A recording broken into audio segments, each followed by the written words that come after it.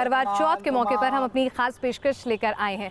हमारे साथ पंडित प्रकाश जोशी हैं और कुछ सुहागिन यहाँ पर मौजूद हैं जिन्होंने अपने पति की लंबी कामना के लिए व्रत रखा है। और ऐसे में हम आपकी मदद करने के लिए आए हैं कि किस तरह से फिल्मों के करवा चौथ तो हमने खूब देखे हैं, लेकिन किस तरह से धार्मिक रीति रिवाज से सही मायनों में आपको करवा चौथ का व्रत करना चाहिए, सरगी कब कैसे करनी चाहिए, क्या कोई शुभ मुहूर्त होता है, कथा क्या है और क्यों उसको करवा चौथ कहते हैं, करवे की क्या महत्ता है, ऐसे ढेर सारे सवाल जो शायद आपको ना मालूम हो उनको बताने के लिए हम यहाँ पर आए हैं। पंडित जी हमारी मदद करेंगे, तमाम सुहागिनें यहाँ पर मौजूद हैं, तो हम पूरी सामग्री लेके और यहाँ पर हम कथा सुनने के लिए तैयार हैं। पंडित जी ये बताइए कि सामग्री क्या क्या चाहिए होती है? कथा तो सब सुनते हैं, लेकिन पूरे विधि विधान से अगर करवा चौथ का व्रत करना है तो क्या क्या सामग्री सुहागिनें अपने घर पर इकट्ठी कर लें? देखिए, आपको सर्वप्रथम जो एक छलनी की आवश्यकता होगी, छलनी, आप दूसरा आपको श्रृंगार की आवश्यकता होगी जब करवा माता को चढ़ाया जाता है, श्रृंगार, और 5 प्रकार के फल की आवश्यकता रहेगी, आपको मिष्ठान की आवश्यकता रहेगी, आपको पंच मेवे की आवश्यकता रहेगी और अक्षत की आपको आवश्यकता रहेगी, फूल की आवश्यकता रहेगी और सुपारी की आवश्यकता रहेगी और एक दीपक की आवश्यकता रहेगी, जो मिट्टी का दीपक होता है, तो वो ले ले तो अति उत्तम। अच्छा, अब यहाँ पर आपने 2 करवे रखे हुए हैं, तो ये किस तरह से रखे जाते हैं? देखिए, इसमें 2 करवे रखे जाते हैं। एक करवा जो है करवा चौथ का करवा होता है, करवा माता की पूजा होती है उसके अंदर। दूसरा करवा जो है सास या बुजुर्ग को दिया जाता है। अच्छा, इसलिए 2 करवे रखे जाते हैं। एक में पानी भरा हुआ है, मैं चाहूंगी कि पंडित जी आप हमें उठा के दिखाएंगे कि एक में पानी भरेंगे और एक में आप गेहूं भर देते हैं। तो एक में गेहूं रखे हुए हैं यहाँ पर देखिए, और एक में वहाँ पानी भरा हुआ है, और ये गेहूं के ऊपर रखे हुए हैं पंडित जी। जी। तो गेहूं के ऊपर रखने की कोई खास वजह? गेहूं माना जाता है कि कलश के अंदर गेहूं अगर आप डालें तो पूरे साल धन धान्य की बरकत होती है, वृद्धि होती है, इसलिए गेहूं रखा जा सकता है। आप और भी चीज़ें रख सकते हैं, आप फल का रस रख सकते हैं, इसके अंदर आप जल रख सकते हैं, आप इसके अंदर पीली सरसों चलिए हो सके तो गेहूं या सरसों रखें। गेहूं बहुत शुभ माना गया है। अच्छा, तो ये बाण आपने क्यों लगाए हुए हैं, ये किस लिए होते हैं? ये मैंने नहीं देखे हैं पहले। जी, कि हमने करवे पे सीख लगाई। दिखाइएगा एक मिनट, हम चाहेंगे अपने दर्शकों को भी दिखाएं। ये 7 प्रकार की सीख लगाई जाती है। जिस करवे में हमने पानी भरा है उसके अंदर जहाँ से जल दिया जाता है वहाँ से हम लोग सीख लगाएंगे, 7 लगाएंगे। 7 प्रकार की सीख लगाई जाती है, 7, और उसमें एक हल्दी से स्वास्तिक बनाया जाता है, जो कि आप देख रहे हैं जी, स्वास्तिक हम लोगों ने बनाया है। ये वही करवा है जिसके जल को हम रात को जल देंगे। जी। और ये सीख 7 प्रकार की इसलिए लगाई जाती है कि हमारे जीवन में हमारे सुहाग को लेकर जो ये व्रत रखती हैं प्रतिव्रता, उसमें कोई व्यवधान ना है। ये 7 जन्मों से तो सीख का कोई लेना देना नहीं। 7 जन्मों से भी आप सीख का लेना देना कह सकते हैं। और 7 भाइयों की वो कथा है, वीरवती की 7 भाइयों की, वो मैं आपको अभी वृतांत। चलिए, तो कथा भी हम सुने। अच्छा, कुछ जगह सरगी खा के जो है व्रत की शुरुआत होती है सुबह सुबह, तो उसका भी कोई खास वक्त होता है?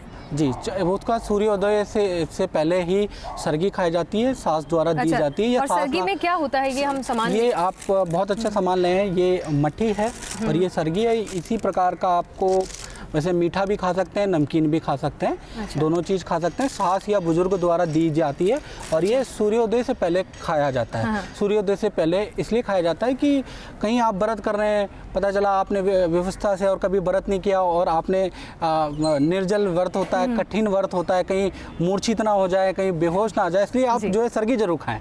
मेरा ये निवेदन है बहुतों से कि आप सरगी जरूर खाएं, क्योंकि जान है तो जहान है, आप अन्न अवश्य। चलिए, पति की लंबी कामना से पहले खुद की भी सेहत है, तो उसके लिए तभी अच्छी बहुत जगह कंप्लेंट देखी गई है ना। अच्छा, तो सरगी में मट्ठी और फेनी की कोई खास वजह है, क्योंकि यही चलता है सरगी में? नहीं, इसकी कोई खास वजह नहीं है, शायद पौष्टिक ज्यादा होता है, ज्यादा बल मिलता है, इसलिए ज्यादा पचाने में भी आसान है, तो दिक्कत नहीं है, इसीलिए इसको रखा गया है। बाकी इसमें क्या है कि बुजुर्ग के हाथ से या सास के हाथ से दी जाए तो आशीर्वाद स्वरूप होता है। चलिए, तो सामग्री के बारे में हमने जान लिया, क्या क्या सामग्री रखनी है, क्यों रखनी है, किस तरह से अपना पूजा का जहाँ कथा स्थल है उसको बनाना है, और अब हम पूजा का विधि विधान भी शुरू करेंगे और फिर कथा भी सुनाएंगे अपने दर्शकों को, ताकि कुछ लोगों को अगर कथा नहीं मालूम है या फिर कथा नहीं सुन सकते हैं तो न्यूज़ नेशन के माध्यम से ये हमारी कोशिश रहने वाली है। अच्छा, ये एक चीज़ रह गई है, ये करवा चौथ का जो पूजन होता है, अगर हम याद करें बचपन में हम अपने मम्मियों को देखते थे बनाते हुए, दीवार पे बनाया करते थे, तो अभी हाईटेक वर्जन आ गया उसका। जी, मैं बता देता हूँ, पहले जो था गेरू से बनाया जाता था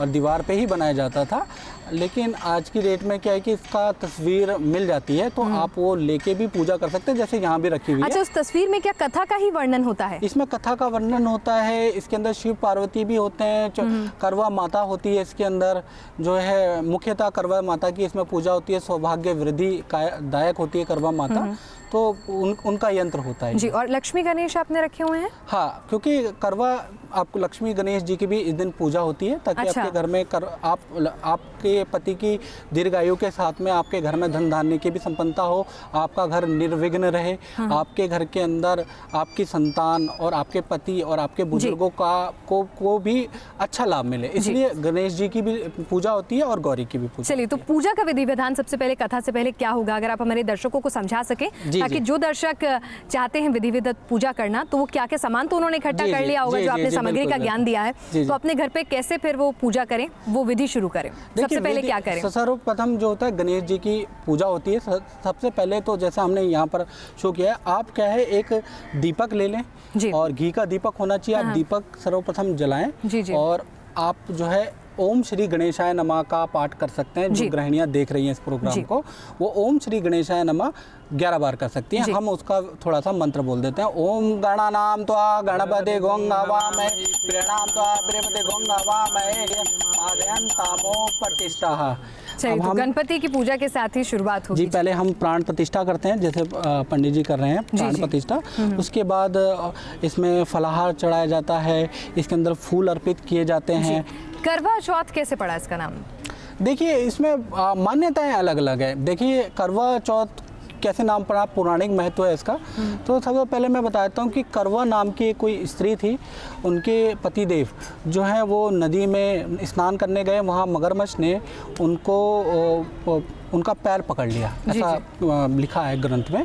तो उन्होंने चिल्लाए वो करवा करवा करवा करके, तो वो स्त्री बहुत ज़्यादा घबरा गई, चिल्ला उठी और वो सीधा पहुंची यमराज के बाद। यमराज से उन्होंने कहा कि मेरे पति को मकर मतलब मगरमच्छ ले गए हैं, मुझे मेरा पति चाहिए। तो पति धर्म उस स्त्री का इतना ज़्यादा था कि यमराज भी उनके सामने झुक गए और उन्होंने, तो ऐसे ही आप करवा चौथ की माता उनको मान के, मतलब उनके नाम पर ही पूजा करवा चौथ की हो रही है।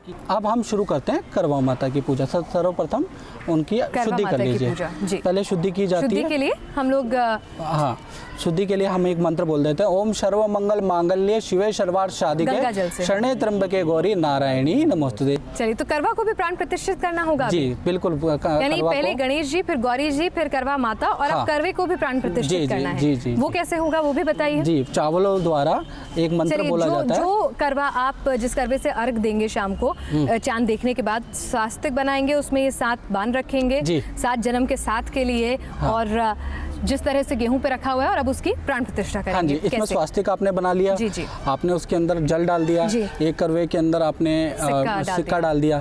अब सबसे पहले जो है इनकी प्राण प्रतिष्ठा होगी। आप क्या कर सकते हैं, देखिए प्राण प्रतिष्ठा मैंने बताया ना, या तो कुंवारी लड़की से आप 1 रुपया ले लीजिए, ये 11 रुपये लेके करवे के ऊपर चढ़ा दीजिए, नहीं तो फिर हमारी तरह प्राण प्रतिष्ठा कीजिए। प्राण प्रतिष्ठा का मंत्र है विश्व देवाजय मादयन तामो प्रतिष्ठा। ये प्रतिष्ठा का मंत्र है। ये प्रतिष्ठा फूल और कुछ अर्पित भी होगा। जी बिल्कुल, पूरा पूजन ही होगा। पूरा पूजन होगा, यानी कि जिस करवे से आप अर्घ देते हैं उसको भी आप पूजते हैं। जी, कहा जाता है कि कथा का महत्व जब होता है जब उसको 13 सुहागिन सुने। चलिए, लोगों का ये भ्रम भी दूर होगा कि 13 अशुभ है। जब माता रानी अपनी पूजा में अगर 13 यहाँ पर बिंदियां लगवा रही हैं शास्त्रों के अनुसार, तो लाजमी है कि लोगों का मिथ भी दूर होगा। तो अपने करवे को डेकोरेटिव करवा लाइए, लेकिन इन 13 बिंदियों से भी पूजन अर्चन में सजाइए। अब ये कि अब आपने बहुत अच्छी बात कही, डेकोरेटेड करवा।